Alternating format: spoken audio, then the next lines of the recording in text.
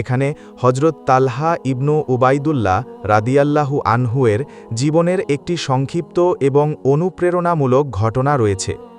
তালহা রাদিয়াল্লাহু আনহু নাবিজির ঢাল হয়ে দাঁড়ানো সাহাবী। উহুদ যুদ্ধের ভয়াবহ মুহূর্ত। শত্রুরা চারদিক থেকে রাসূলুল্লাহ সাল্লাল্লাহু আলাইহি ওয়াসাল্লামকে ঘিরে ফেলেছে।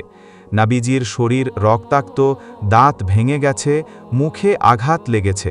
ঠিক তখনই হজরত তালহা ইবনু উবাইদুল্লাহ রাদিয়াল্লাহু আনহু নিজের জীবনকে ঢাল বানিয়ে নাবিজির সামনে দাঁড়িয়ে গেলেন। তার একের পর এক হাতে তীর ও তরবারির আঘাত লাগতে লাগল, তবুও তিনি 1 ইঞ্চি পিছিয়ে যাননি।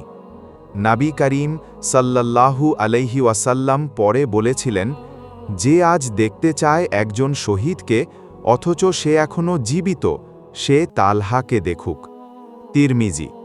তার হাত এত আঘাতে ক্ষতবিক্ষত হয়েছিল যে পরে সেটি ব্যবহার করতে পারেননি, কিন্তু তিনি কখনো দুঃখ করেননি।